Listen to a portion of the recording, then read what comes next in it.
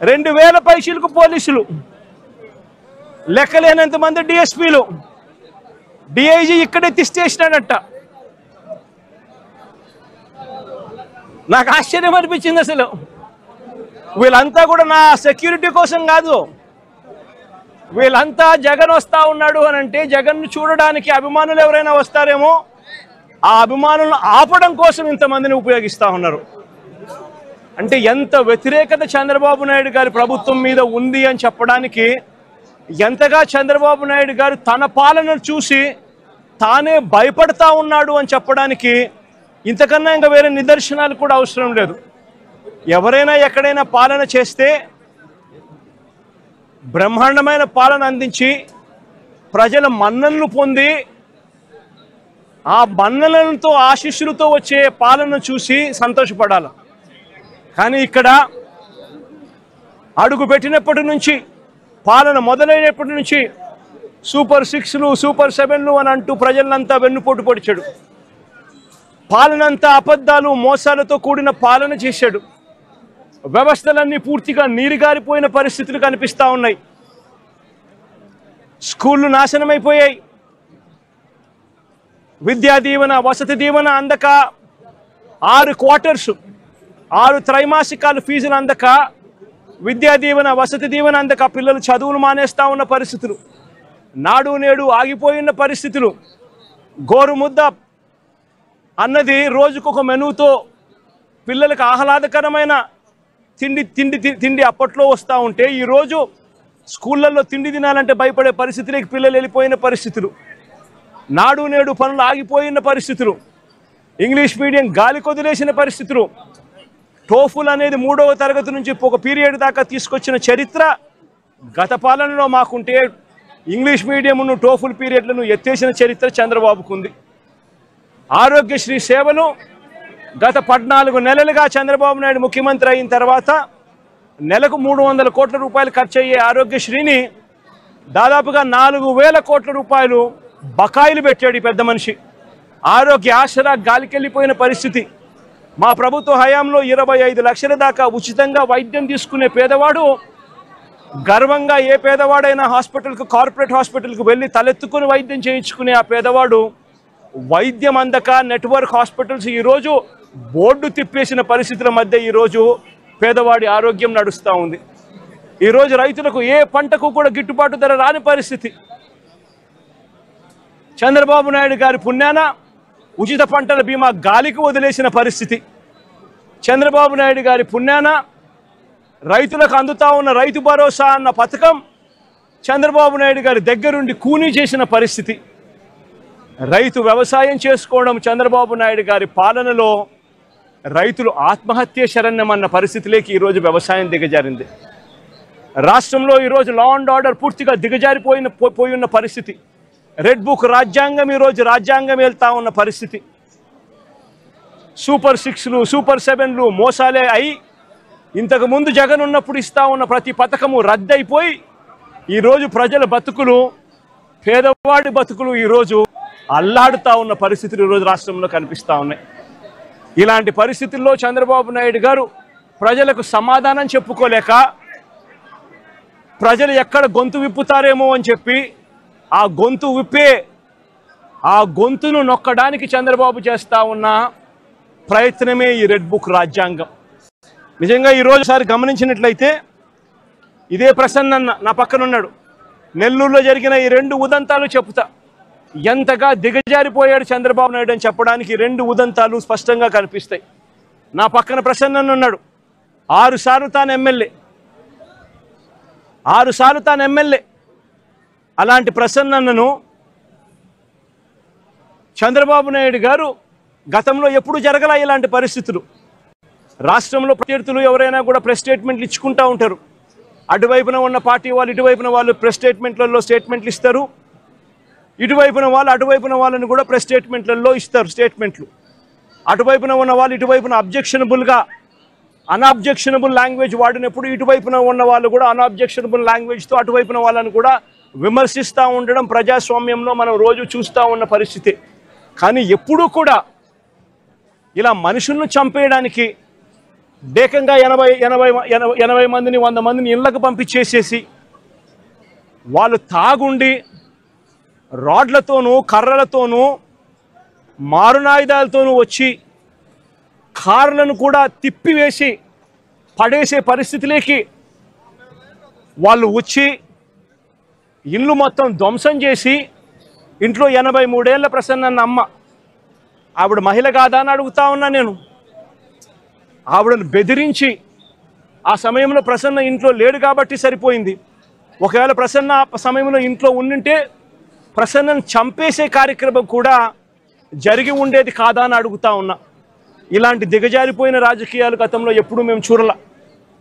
నేను అడుగుతా ఉన్నా, ఇదే చంద్రబాబు నాయుడు గారిని అడుగుతా ఉన్నా, అయ్యా చంద్రబాబు నాయుడు గారు, మీ ఎమ్మెల్యేలు ఎంత హేయంగా మాట్లాడుతూ ఉన్నారు అని చెప్పడానికి నిదర్శనం నిన్న మొన్న జరిగిన నగిరి ఎమ్మెల్యే రోజమ్మ గురించి, ఎక్స్ఎమ్మెల్యే అంటే Rojamma ex MLA, sitting MLA, Nagiri Telugu Desam party MLA ఎలాంటి మాటలు మాట్లాడాడు. చెప్పడానికి కూడా సిగ్గుపడే మాటలు, సిగ్గుపడాల్సిన మాటలతో రోజమ్మను హేయంగా మాట్లాడితే ఇదే చంద్రబాబు నాయుడు గారు ఏం చేశారని అడుగుతా ఉన్నా.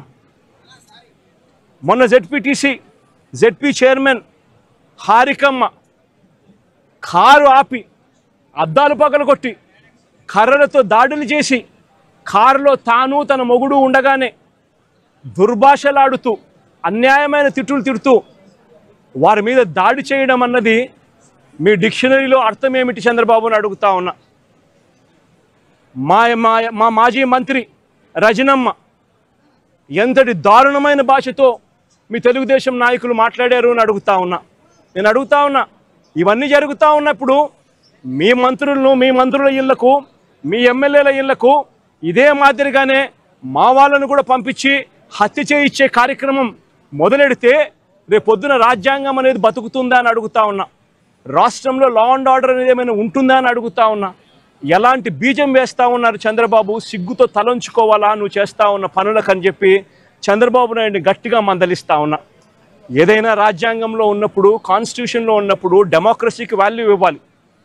ప్రజాస్వామ్యంలో ఇటువైపున స్టేట్మెంట్లు అటువైపున స్టేట్మెంట్లు ఇచ్చుకోవచ్చు, కానీ స్టేట్మెంట్లు నచ్చకపోతే మనుషులను చంపేసే కార్యక్రమం దాకా ఇళ్లకు మనుషులను పంపించి చంపేసే కార్యక్రమం చేయడం అన్నది అతి హేయమైన రాజకీయం అని చంద్రబాబు నాయుడు గారికి గట్టిగా నిలదీస్తూ చెప్తా ఉన్నా.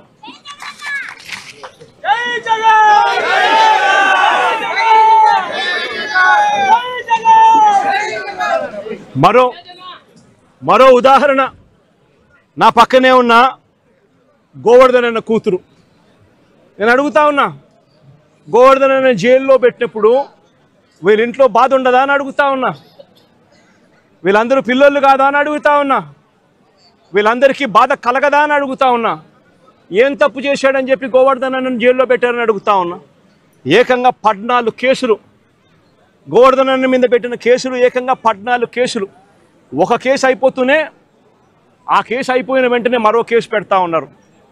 పెట్టి మళ్ళీ జైల్లో తాను ఉండే కాలాన్ని పొడిగిస్తూ ఉన్నారు. ఇప్పటికి దాదాపుగా ఎన్ని రోజులు అయిందమ్మా జైల్లో ఉండబట్టి? 64 రోజులు. 64 రోజులుగా జైల్లో ఒక మాజీ మంత్రిని పెట్టారు. ఆశ్చర్యం కలిగించే విషయం నేను చెప్తా ఉన్నా. ఆయన మీద పెట్టిన కేసులు ఏమిటో తెలుసా? ఆయన మీద పెట్టిన అన్యాయమైన కేసులు ఏమిటో తెలుసా? గోవర్ధన్ అన్న పార్టీ సెంట్రల్ ఆఫీస్లో ప్రెస్ మీట్ పెట్టి సాక్షిలో పబ్లిష్ అయిన తన ప్రెస్ మీట్ క్లిప్పింగ్ను వాట్సాప్ గ్రూపుల్లో ఫార్వర్డ్ చేశారంట. అదొక కేసు అయ్యా, అదొక కేసు. మనిషిని అరెస్టు. అంటే ఒక రాజకీయ నాయకుడు ఒక ప్రెస్ మీట్ పెడితే ఆ ప్రెస్ మీట్లో వచ్చిన దాన్ని మీడియా పబ్లిష్ చేస్తే ఆ పబ్లిష్ చేసిన ఐటెంను వాట్సాప్ గ్రూపుల్లో ఈయన ఫార్వర్డ్ చేస్తే ఆయనకు సంబంధించిన మనుషులకు అది కేసు. దాని మీద జైలు. మాజీ మంత్రికి మరో కేసు. టీడీపీ నెల్లూరులో టీడీపీ ఎమ్మెల్యే సోమిరెడ్డికి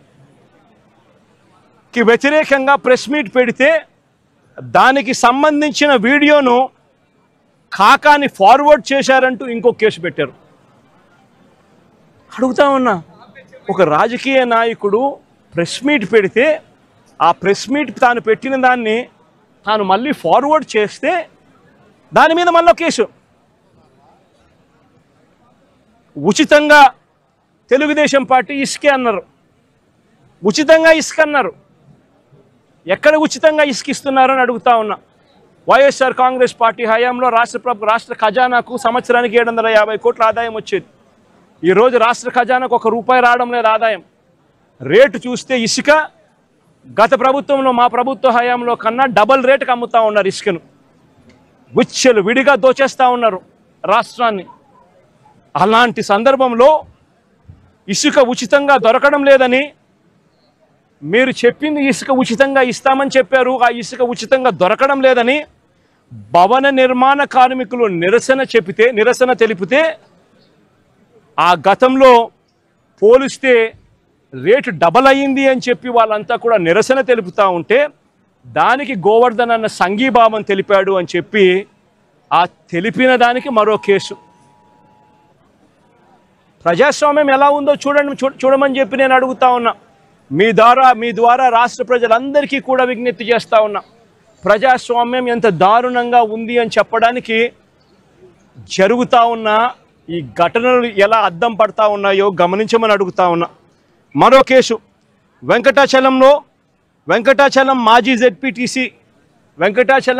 జెడ్పీటీసీ శేషయ్యన్న మీద అక్రమంగా కేసు పెట్టి జైలుకు పంపితే దీన్ని నిరసిస్తూ గోవర్ధన్ అన్న మాట్లాడితే పోలీసులకు వ్యతిరేకంగా మాట్లాడారు అని చెప్పి దాని మీద కేసు పెట్టారు.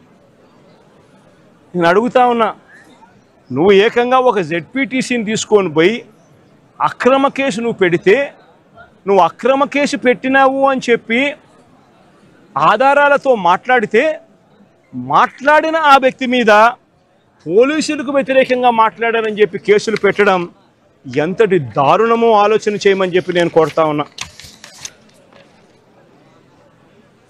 కావలి నియోజకవర్గం ఇంకొక కేసు. కావలి నియోజకవర్గంలో కొల్లదిన్నెలో మా పార్టీ కార్యకర్తలపై తెలుగుదేశం పార్టీ వాళ్ళు దాడులు చేస్తే బాధితులను పరామర్శించి పోలీసులు పక్షపాత వైఖరిని తాను ఎండగడితే దాని మీద కూడా మళ్ళీ కేసు పెట్టారు. అంటే ఒక రాజకీయ పార్టీకి సంబంధించిన తన మనుషుల మీద అన్యాయంగా తెలుగుదేశం పార్టీ వాళ్ళు దాడులు చేసినా, బాధితులను వీళ్ళు పరామర్శించినా, మా వాళ్ళు పోలీసుల పక్షపాత వైఖరిని వీళ్ళు ఎత్తి చూపించినా దాని మీద కూడా కేసు పెట్టే కార్యక్రమం జరుగుతూ ఉంది. ఇంకా ఆశ్చర్యకరమైన విషయం, ఇది నిజంగా నవ్వాలనో ఏడవాలనో కూడా అర్థం కాని దారుణమైన కేసు. 2024 ఎన్నికల సందర్భంగా అంటే ఎలక్షన్ కమిషన్ ఆధ్వర్యంలో నడుస్తూ ఉన్న పీరియడ్లో ఆ టైంలో లిక్కర్ పంచుతా ఉన్నారని చెప్పి కేసు పెట్టినారు.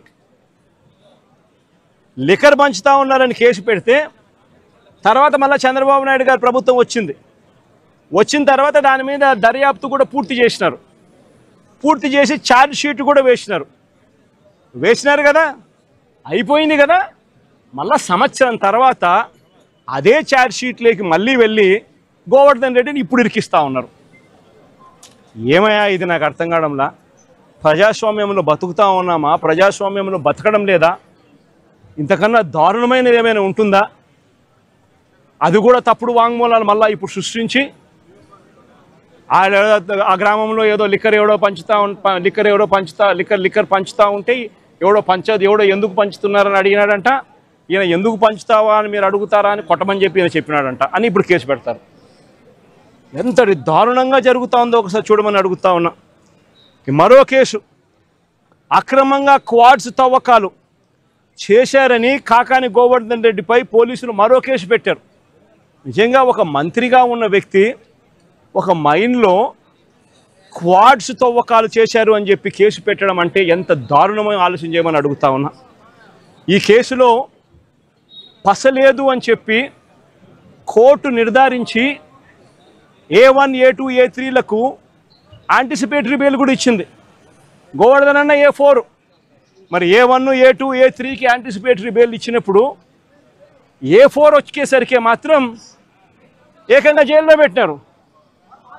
ఆశ్చర్యం కలిగించే విషయం ఏంటంటే ఈ కేసులో ఎంత కుట్రపూరితంగా ఈ కేసు పెట్టారంటే, ఈ కేసులో ఇదే చంద్రబాబు నాయుడు గారు గవర్నమెంట్లో చేసిన విజిలెన్స్ రిపోర్టు, ఈ విజిలెన్స్ రిపోర్ట్లో వీళ్ళే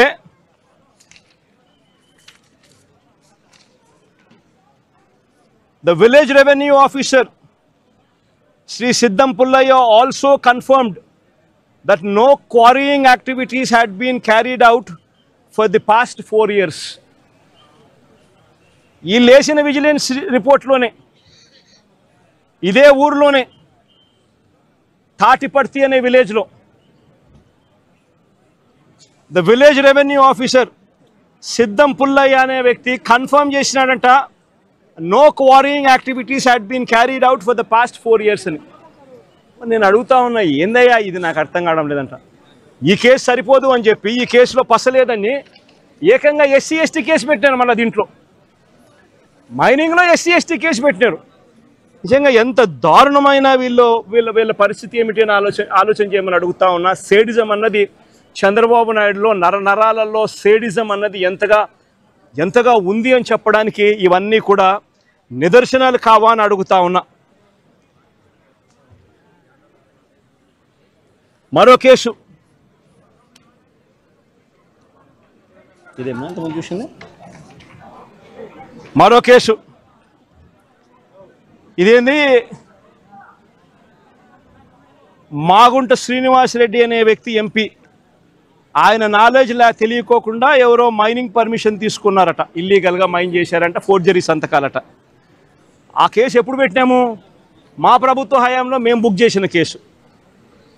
అంటే మా MP అప్పట్లో మాగుంట శ్రీనివాసరెడ్డి, ఆయనకు తెలియకుండా ఎవడో ఫోర్జరీ సంతకాలు పెట్టి ఇల్లీగల్ మైనింగ్ ఏదో తీసుకొని దాంట్లో ఇల్లీగల్ మైనింగ్ చేశాడని ఒక చిన్న ఇన్సిడెంట్, దాంట్లో గ్రావెల్ ఏదో తోవినాడని చెప్పి చిన్న ఇన్సిడెంట్, దాని మీద మేమే FIR బుక్ చేసినాం. మా MP సంతకం దొంగ సంతకం చేసినాడు అని చెప్పి మేమే పెట్టించినాం. దాంట్లో మళ్ళీ విజిలెన్స్ ఎంక్వైరీ, ఆ విజిలెన్స్ ఎంక్వైరీలో విజిలెన్స్ వాళ్ళు క్లియర్ కట్గా దీంట్లో చవ్వా చంద్రబాబు నాయుడు, ఆయన పేరు కూడా చవ్వా చంద్రబాబు నాయుడు, ఆ ఫోర్జరీ చేసినాడు కూడా,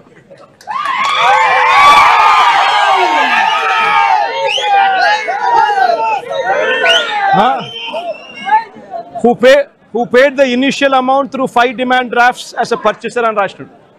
అంటే ఈ చవ్వా చంద్రబాబు నాయుడు అనే వ్యక్తి తెలుగుదేశం పార్టీకి సంబంధించిన వ్యక్తి కాబట్టి ఈయన మీద కేసు పెట్టలే. ఈయన మీద కేసు పెట్టకుండా ఈ కేసులో కూడా కాకాని గోవర్ధన్ తీసుకొచ్చే కార్యక్రమం చేస్తూ ఉన్నారు. ఆశ్చర్యం కలిగించే విషయం, సాక్షి ఎవడనంటే చవ్వా చంద్రబాబు నాయుడు అనేవాడు సాక్షి అంట. అంటే తెలుగుదేశం వాడు సాక్ష్యం, తెలుగుదేశం వాడు సాక్ష్యం ఇవ్వడమేంది? ఆయన మీద కేసు పెట్టుకోకుండా ఆయన సాక్ష్యం తీసుకొని మాజీ మంత్రి కాకాని గోవర్ధన్ రెడ్డి మీద కేసు పెట్టడం ఏంది? ఎంతటి దారుణంగా జరుగుతూ ఉందో ఒకసారి చూడమని అడుగుతా ఉన్నా.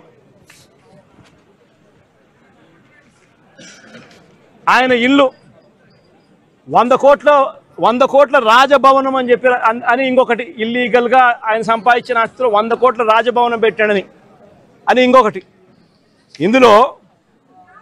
ఇందులో సాక్షాత్తు వాళ్ళు విజిలెన్స్ రిపోర్టు వీళ్ళంతకి వీళ్ళే లెక్క కట్టినారు. ఏమని? Upon examining the material evidence, the government assessed value of the 120 ankanams is 1.42 crores. The estimated construction value of the house is approximately 5 to 6 crores.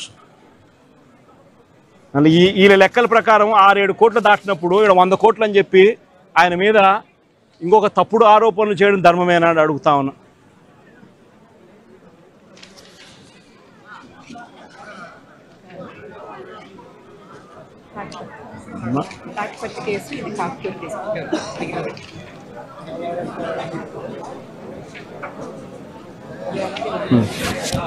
ఇలాంటి 14 కేసుల్లో ఆయనను రోజుకు ఆయన ఒక కేసు అయిపోతూనే ఒక కేసులో బెయిల్ వచ్చే టయానికల్లా ఇంకొక కేసు పెడతా ఉన్నారు. పెట్టి మళ్ళా స్టార్టు, మళ్ళీ ఆ కేసులో బెయిల్ వచ్చే టయానికి మళ్ళీ ఇంకొక కేసు.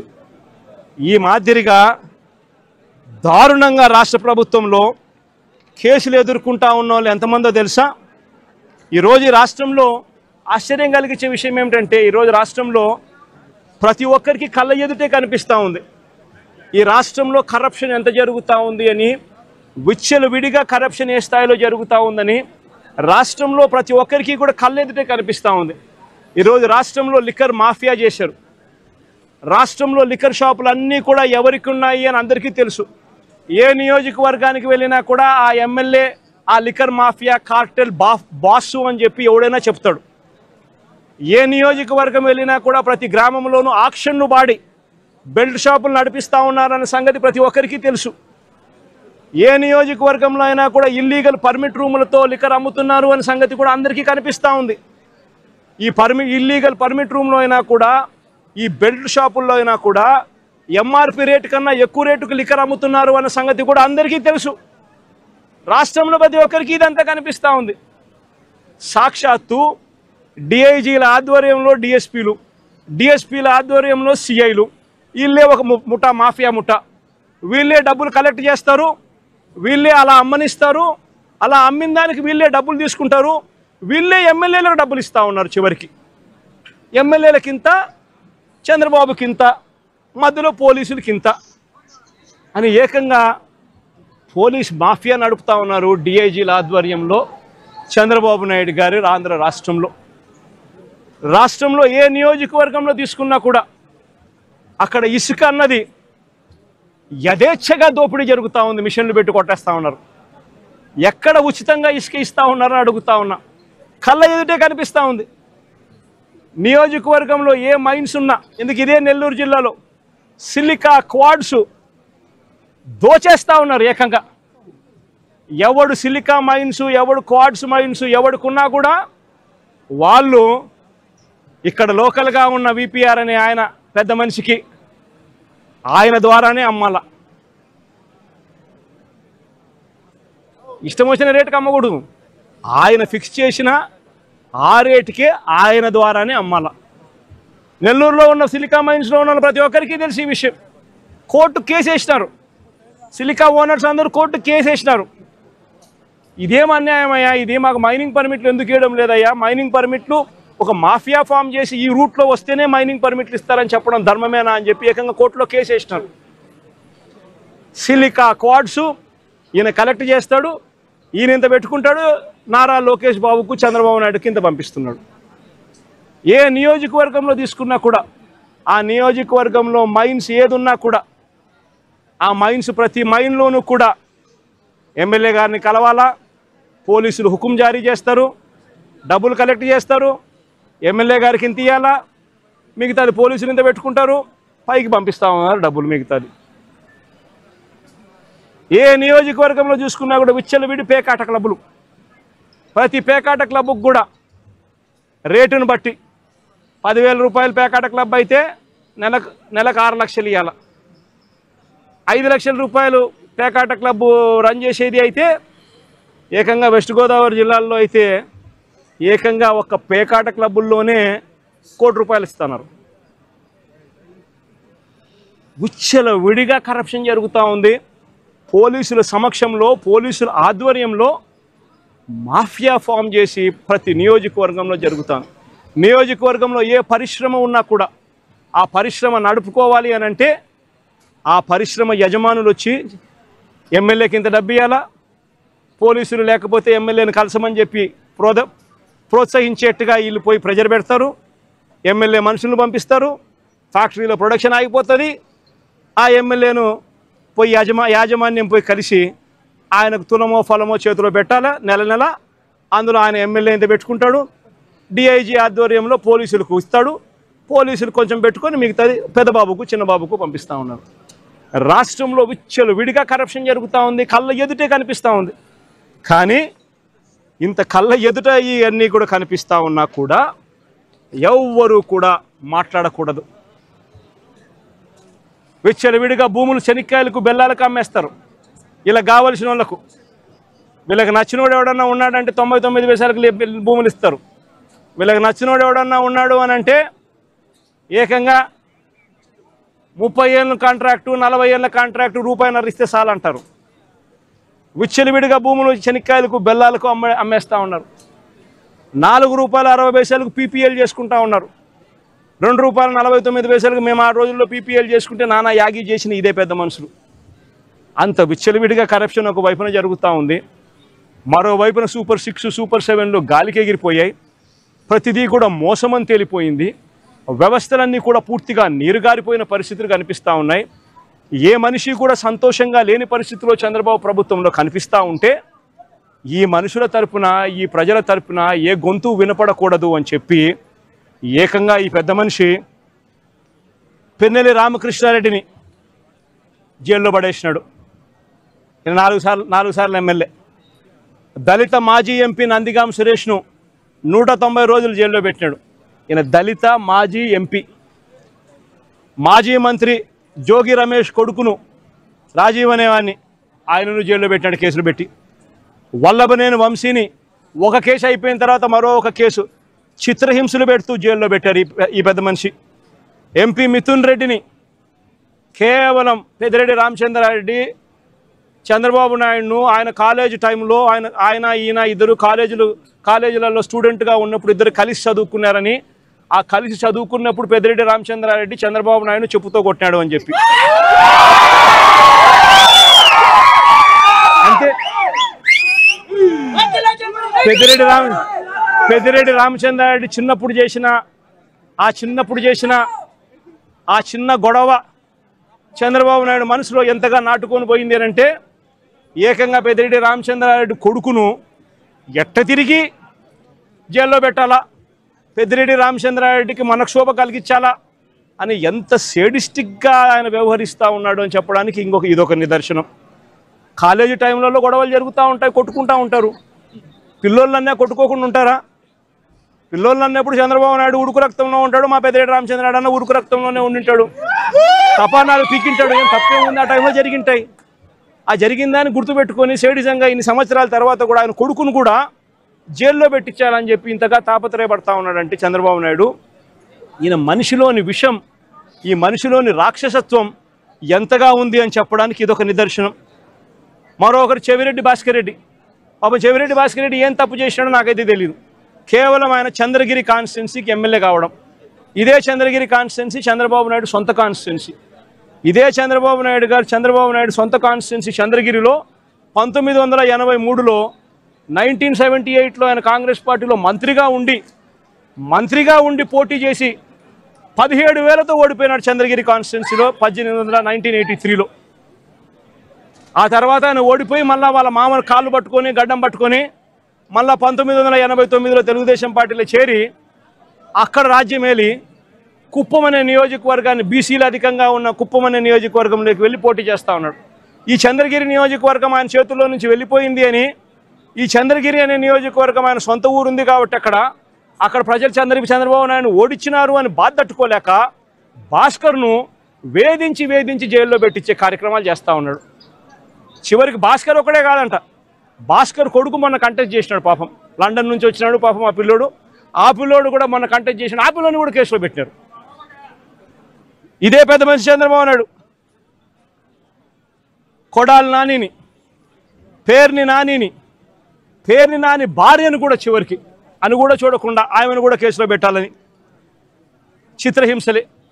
అనిల్ కుమార్ యాదవ్ ఇక్కడ జిల్లాలో మీ అందరికీ పరిచయస్తుడైన బీసీ నాయకుడు, మంత్రిగా ఎదిగిన వ్యక్తి, యువకుడు, ఇలాంటి వ్యక్తిని కూడా దొంగ కేసుల్లో ఇరికించాలని చెప్పి ఏకంగా ప్రయత్నం చేస్తే ఆ కేసులో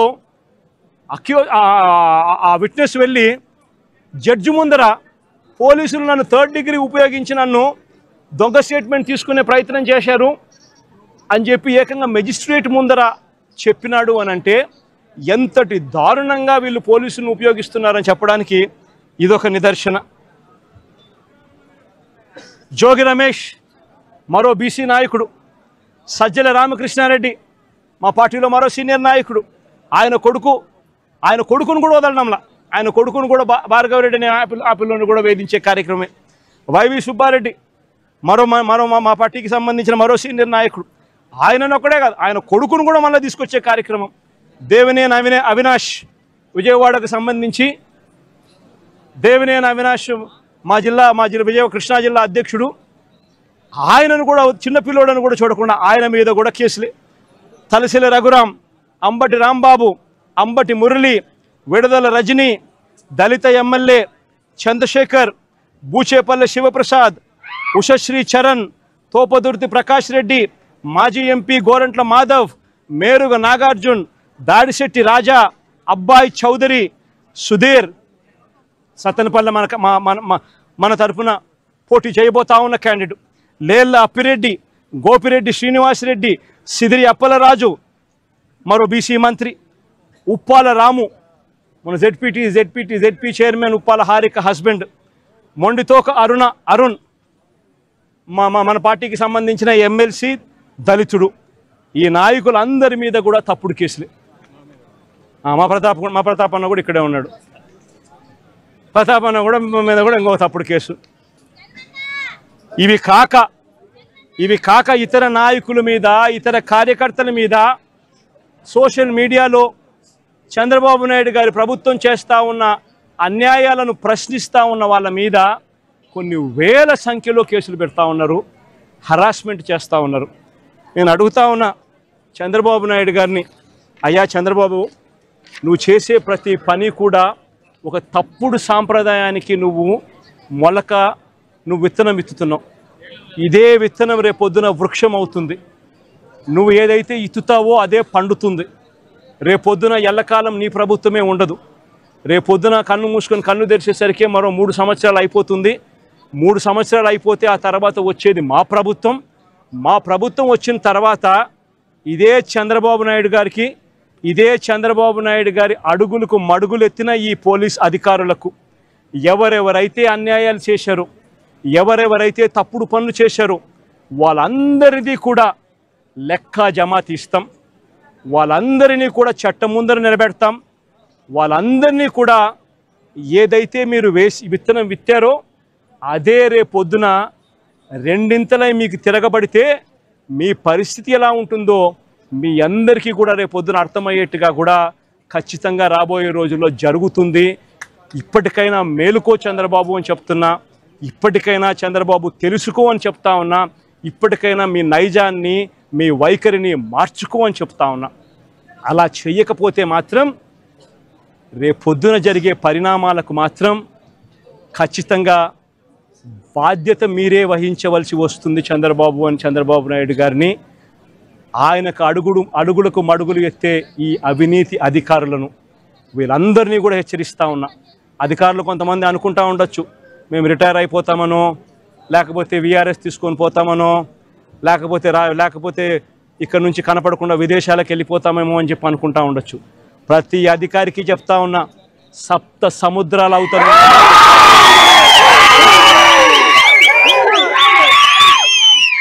7 సముద్రాలు అవుతారున్నా చెప్తా ఉన్నా.